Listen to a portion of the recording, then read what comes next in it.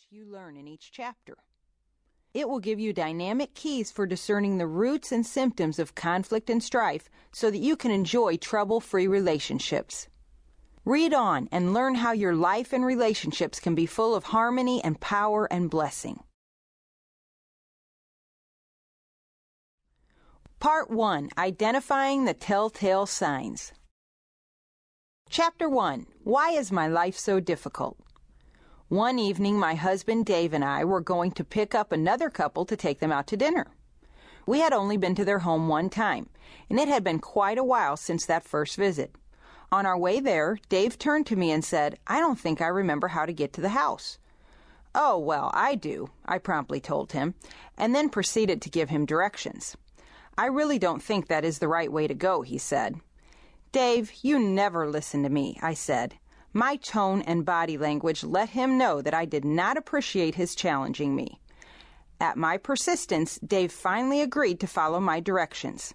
I told him that our friends lived in a brown house on a cul-de-sac at the end of such and such street. As we drove, I gave him directions for all the turns. As our car turned onto the street where I believed the house to be, I noticed a bicycle lying on the sidewalk. "I know this is the right street," I said, because I remember that bicycle lying there the last time we were here. We drove to the end of the street, and guess what? No brown house, no cul-de-sac. I was as wrong could be. I wish I could say that this was an isolated incident. I can't. I created havoc in my life and my relationships for many years and was a very difficult person to get along with. I was always in conflict with something or someone. I loved God, was born again, was baptized in the Holy Spirit, and had a call on my life for full-time ministry. But I was also very wounded and very angry. I grew up in a violent and angry home, and my entire childhood was filled with fear, embarrassment, and shame.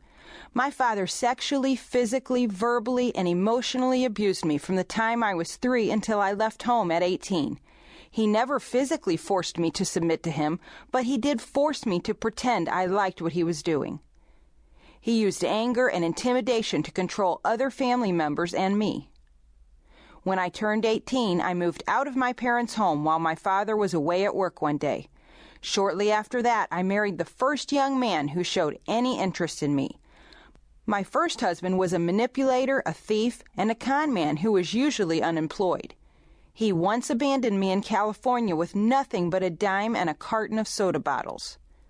The abuse, violence, lies, and manipulation I endured left me feeling out of control.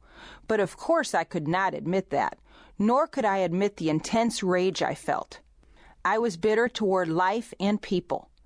I resented those who had nice lives and had not endured the pain I had. I did not know how to receive God's love, grace, and mercy, or anyone else's.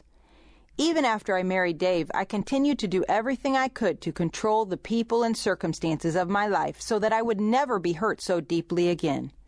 Of course, that didn't work very well. All of my relationships were strained and stressful, and I couldn't understand why. Nor could I understand why my ministry wasn't growing and being blessed, despite all Dave's and my efforts and prayers. But as I began to grow in my relationship with the Lord, He began to work in my life. As I studied the Word and all the promises it gives us about peace, I came to want that for my life, and the Holy Spirit began to show me that strife was the cause of my problems. I learned to recognize it and to resist it. I now treat strife as a dangerous foe that will bring destruction if left unconfronted. Like me, many people are experiencing the devastation of strife, but they don't recognize it as the root cause of their problems. They blame others or Satan and don't realize that they have the power to say yes or no to conflict and strife. Instead of keeping strife out, they are holding open the door to conflict, all the time wondering why their lives are so difficult. Learning to recognize strife. The dictionary defines strife as fighting, heated, often violent conflict, bitter dissension, a struggle between rivals, or contention.